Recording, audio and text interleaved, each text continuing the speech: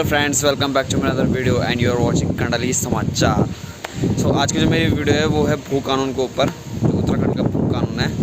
आपको तो पता ही है कितना ज़्यादा ट्रेंडिंग में चल रहा है, फेसबुक में, यूट्यूब में, ट्विटर में, सब जगह ट्रेंडिंग में चल रहा है। बट ट्रेंडिंग तो अलग चीज़ है, लेकिन एक इम्पोर्टेंस भी अलग चीज़ होती है कि हमें किस चीज़ की ज़रूरत है। ठीक है, हमें उत्तराखंड के भू कानून की ज़रूरत क्यों है और ये कानून पहले कैसा था और अब कैसा है। इसी के ऊपर वीडियो बना रहा हूँ और यही बातें मैं आपको इस वीडियो में बताऊंगा। और ये जो आज का मौसम देखिए, क्या हवा चल रही ठंडी ठंडी, बारिश वाला मौसम होगा, अच्छा और मौसम होगा। ठीक है, मैं आपको बताना चाहता हूँ कि जो आज अभी के जो नए नए यूट्यूबर्स हैं, जो मैंने वीडियोज़ देखी अभी, उसमें इतना कुछ डिटेल में नहीं है, लेकिन मैं आपको डिटेल में बताऊँगा कि ये जो उत्तराखंड का कानून था वो पहले कैसा था और अब कैसा है। ठीक, देखिए, तो पहले तो आप सभी को पता होगा कि हमारे पूर्वजों ने बहुत सारी क्रांतियाँ लड़के हमको उत्तराखंड राज्य ये दिया है। ठीक, अब हमारा फ़र्ज़ बनता है कि हम उनके बलिदान और त्याग को व्यर्थ न जाने दें। यही एक समय है जब हमें अपने जो उत्तराखंड की जितने भी युवा पीढ़ियाँ हैं, इनको सबको जागरूक करना पड़ेगा और जो हमारा जो भू कानून है इसको और मजबूती के साथ उत्तराखंड सरकार को बोलना पड़ेगा कि नहीं, हमें कैसा कानून चाहिए, हिमाचल और सिक्किम जैसा सख्त कानून चाहिए। तो अब बात करते हैं कि हमारा जो भू कानून था पहले कैसा था और अब कैसा है। जब हमारा राज्य बना था 2000 में, 9 नवंबर 2000 में हमारा राज्य उत्तराखंड राज्य बना था।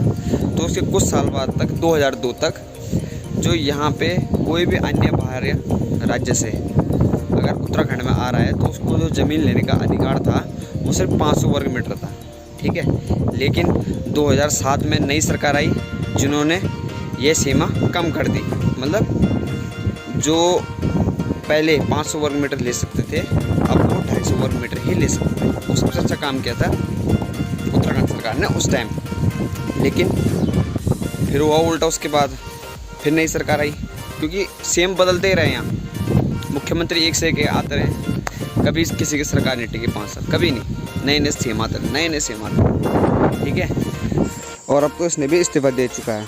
इसके ऊपर भी एक वीडियो बनाऊंगा, लेकिन बाद में 6 अक्टूबर 2018 को एक नया अध्यादेश लाया गया था, जिसके अंतर्गत भू अधिनियम में नया संशोधन हुआ था। उसमें 2 नई धाराएँ जोड़ गई थी, धारा 143A और धारा 154(2). ठीक है, इन धाराओं के मुताबिक ये था कि अब मतलब कोई भी अगर अन्य राज्य से हमारे उत्तराखंड में आ रहा है तो वो अपने मनचाहा तरीके से कितनी भी ज़मीन ले सकता है, कितनी भी पहाड़ों के पहाड़ खरीद सकता है, उस पर कोई रोक टोक नहीं थी। जैसे आपने देखा होगा, एग्जांपल के तौर पर मैं मसूरी की एग्जांपल देना चाहूँगा। यहाँ कई बिजनेसमैन हैं जो बाहर से आ रखे रहने के लिए। ठीक है, उन्होंने बेहिसाब ज़मीन ले रखी है, बेहिसाब। तो इससे खतरा क्या होगा हमारे उत्तराखंड को? इससे ये होगा कि जो धीरे धीरे जो हमारी उत्तराखंड की जीवन शैली है और यहाँ का जो पहाड़वाद है वो धीरे धीरे संकट की ओर जा रहा है। अब हमें उत्तराखंड के वन्य जीवन और जलवायु और अपने उत्तराखंड की संस्कृति को संरक्षण देने के लिए और यहाँ के पलायन को रोकने के लिए, उत्तराखंड को भूमाफियाओं और अवैध प्रवासियों से बचाने के लिए इस कानून की बहुत आवश्यकता है। ठीक है, हमें भी कैसा कानून चाहिए, हिमाचल और सिक्किम जैसा। ठीक, और अब बात करते हैं कि हिमाचल का जो कानून है, वो जो भू कानून है, वो कैसा कानून है। मैं आपको बताता हूँ कि 2007 में जो हिमाचल की सरकार थी, धूमल सरकार, ठीक है, उन्होंने वहाँ धारा 118 में संशोधन किया था। उसके मुताबिक ये था कि कोई भी अन्य राज्य का अगर हिमाचल प्रदेश में जाता है, वो वहाँ ज़मीन तभी खरीद सकता है अगर वो वहाँ 15 वर्ष रह चुका हो। ठीक, लेकिन बाद में इसका असमर्थन हुआ। ठीक, तो नई सरकार आई, तो नई सरकार ने ये सीमा बढ़ा दी और वो कितनी कर दी, 15 वर्ष की जगह 30 वर्ष। अब वहाँ ऐसा है कि अगर कोई भी अन्य राज्य का व्यक्ति अगर हिमाचल प्रदेश में जाता है, ठीक, तो वो वहाँ सिर्फ ज़मीन तभी ले सकता है अगर उसे वहाँ रहे हुए 30 साल हो गए हों। हमें भी ऐसे ही कड़े कानून की आवश्यकता है, तभी हमारी संस्कृति, ठीक, और हमारे यहाँ से पलायन रुक सकता है। ठीक है, अब जितनी भी संपूर्ण हिमालय बेल्ट है हमारी, ये पर्यावरण के प्रति बहुत ही संवेदनशील है, जो कि बिना सोचे समझे निर्माण, बड़े बांधों का निर्माण और खनन, भूमाफिया और वनों की कटाई के लिए सक्षम नहीं है। लेकिन क्या, बेच दो, जितनी ज़मीन चाहे उतनी बेच दो, इसमें कोई फ़र्क ही नहीं पड़ता। कुछ हैं लोग, ठीक है, जो लालच के चक्कर में अपनी ज़मीनों को ऐसे दे देते हैं, लेकिन सोच लेते हैं कि आने वाले टाइम में इसका प्रभाव क्या पड़ेगा। उत्तराखंड में हिंदू और सिखों का धार्मिक स्थल भी है, इसीलिए इसे देवभूमि भी कहा जाता है उत्तराखंड को।